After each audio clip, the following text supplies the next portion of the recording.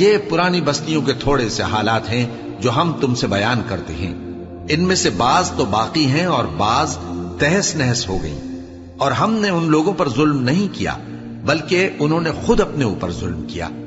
غرض جب تمہارے پروردگار کا حکم آ پہنچا تو جن معبودوں کو وہ اللہ کے سوا پکارا کرتے تھے وہ ان کے کچھ بھی کام نہ آئے، اور بربادی کے سوا انہیں اور کچھ نہ دے سکے۔ اور تمہارا پروردگار جب نافرمان بستیوں کو پکڑا کرتا ہے تو اس کی پکڑ اسی طرح کی ہوتی ہے، بے شک اس کی پکڑ دکھ دینے والی سخت ہے۔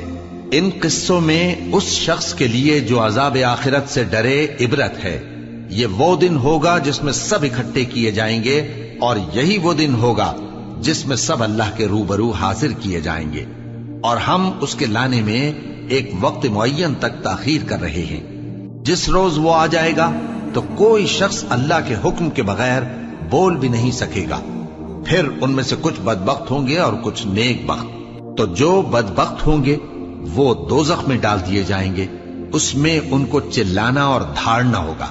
جب تک آسمان و زمین ہیں وہ اسی میں رہیں گے مگر جتنا تمہارا پروردگار چاہے، بے شک تمہارا پروردگار جو چاہتا ہے کر دیتا ہے۔ اور جو نیک بخت ہوں گے وہ بہشت میں داخل کیے جائیں گے، اور جب تک آسمان اور زمین ہیں ہمیشہ اسی میں رہیں گے مگر جتنا تمہارا پروردگار چاہے۔ یہ اللہ کی بخشش ہے جو کبھی منقطع نہیں ہوگی۔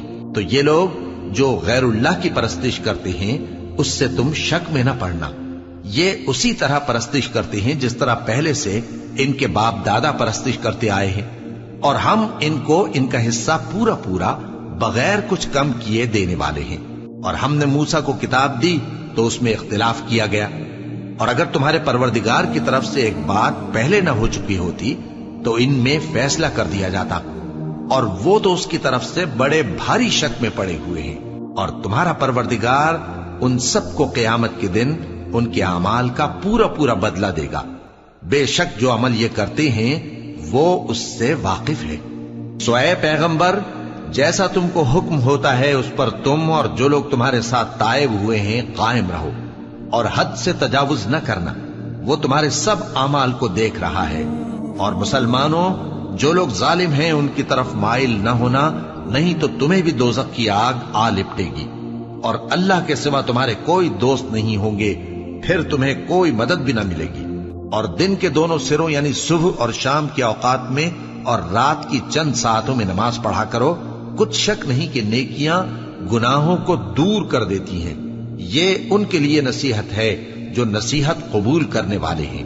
اور صبر کیے رہو کہ اللہ نیکوکاروں کا اجر ضائع نہیں کرتا۔ تو جو امتیں تم سے پہلے گزر چکی ہیں ان میں ایسے ہوش مند کیوں نہ ہوئے جو ملک میں خرابی کرنے سے روکتے؟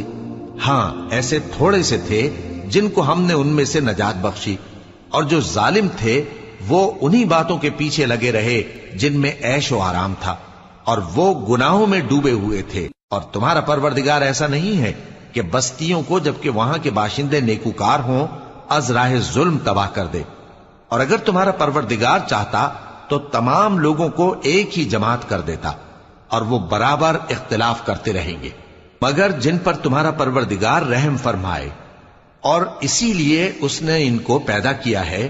اور تمہارے پروردگار کا قول پورا ہو گیا کہ میں دوزخ کو جنوں اور انسانوں سب سے بھر دوں گا۔ اور اے نبی اور پیغمبروں کے وہ سب حالات جو ہم تم سے بیان کرتے ہیں ان سے ہم تمہارے دل کو جمائے رکھتے ہیں، اور ان حالات میں تمہارے پاس حق پہنچ گیا، اور یہ مومنوں کے لیے نصیحت اور عبرت ہے۔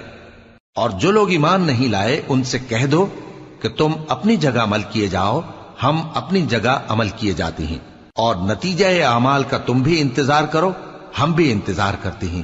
اور آسمانوں اور زمین کی چھپی چیزوں کا علم اللہ ہی کو ہے، اور تمام معاملات اسی کی طرف رجوع کیے جائیں گے، تو اسی کی عبادت کرو اور اسی پر بھروسہ رکھو۔ اور جو کچھ تم لوگ کر رہے ہو تمہارا پروردگار اس سے بے خبر نہیں۔